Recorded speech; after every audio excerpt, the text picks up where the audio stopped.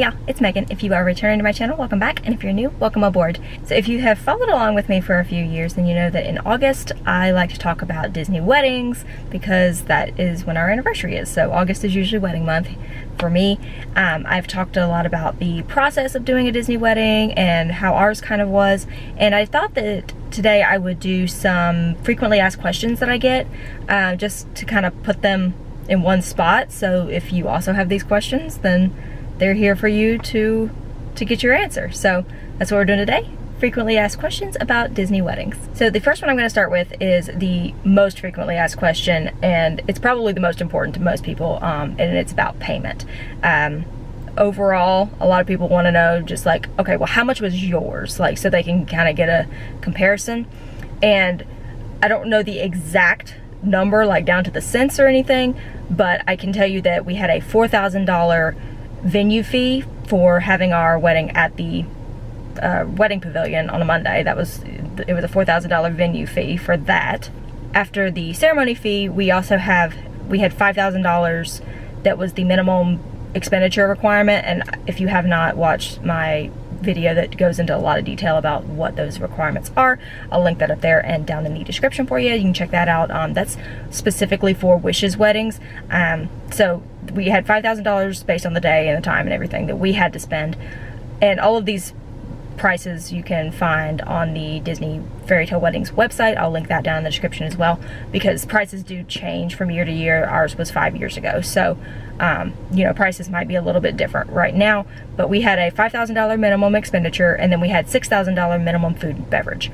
So overall, our wedding was about $15,000. So that is overall what the cost is. The next question that I get that goes along with the cost is, how does payment work? Can you finance it? Can you split it up? How do you do this?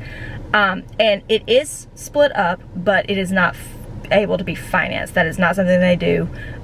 You have to pay with either credit card, or you can wire transfer money straight to them, but those are the only methods of payment, and they are paid in 3 installments. The first installment that you're going to have is when you sign your letter of agreement. You know, when you have that contract saying, this is the day that we are planning on getting married, and that's pretty much all the planning you've gotten done at that point. Then you have a non-refundable deposit based on the type of wedding that you have. You pay that non-refundable deposit up front right then when you have that signed agreement. The next thing that you're going to pay is the second installment is 90 days from the date of your scheduled wedding, and that cost is based on the estimated number of guests that you're going to have. So, you know, kind of have a general idea of how many people you're going to have, because that's where they're calculating the number of plates and the price per plate and all that kind of stuff. So the number of guests that you're going to have, that's where they calculate all of that, and then that's your second payment that's due. The third payment is due 30 days before your event, and that is the final guest count and any last minute things that you've added since then.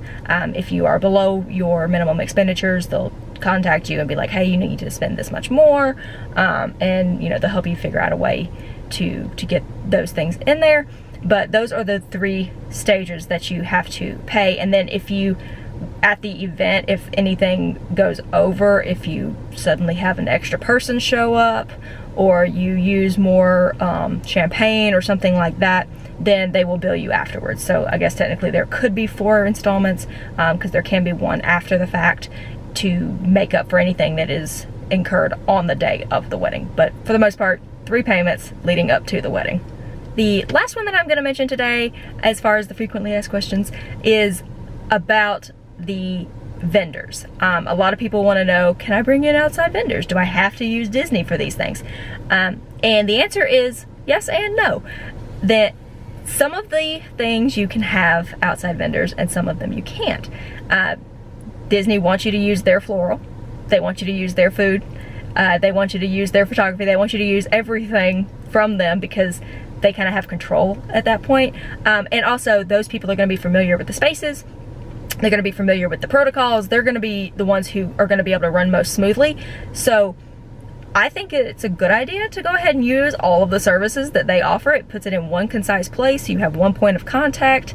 That's just your wedding planner, and then they dictate to everything else. So I say it's good to use the Disney services, but if you have an outside vendor that you are just like dead set determined, I must have this person do X, Y, or Z, then there are some flexibility, or there is some flexibility there. For instance, we did not use a Disney photographer. We had our own photographer, and that was okay. There's just a couple of steps that you have to go through to get that approved and to get permissions, basically, and insurance for the photographer to come and work on Disney property without actually being employed by Disney, is what it boils down to. So that is a pretty easy hoop to jump through. That's not a big deal at all. Food is a little bit different. If you have a caterer or something that you absolutely love and adore, and you're like, this is who I want to do my wedding, then there are specific places where you are able to bring in those outside catering services. The ballroom locations, I believe, are the only locations where you can bring those in. So those are going to be the places like in the Grand Floridian and stuff like that. You can't bring any outside vendors as far as food goes into like any of the park locations. So just, if that is something that you know for certain that you want to have a certain outside vendor for something, bring that up when you are first talking to your planner, and they can kind of guide you as far as what locations are going to be available to you based on what you want to be able to bring in versus what you want to use from Disney. So that's the 3 most asked questions that I get. Hopefully that kind of answers things for you. If you still have questions, if my rambling didn't make any sense at all, which I wouldn't be surprised at all, I ramble a lot, just, you know, leave me a comment and say, hey, what the heck were you talking about? Explain this a little bit better, and I'll try to do that, obviously. So if you have any other questions, please do leave those down below. And if you are scheduling a Disney wedding, congratulations. I hope it is absolutely magical. And I will see you guys in my next video. Bye, y'all.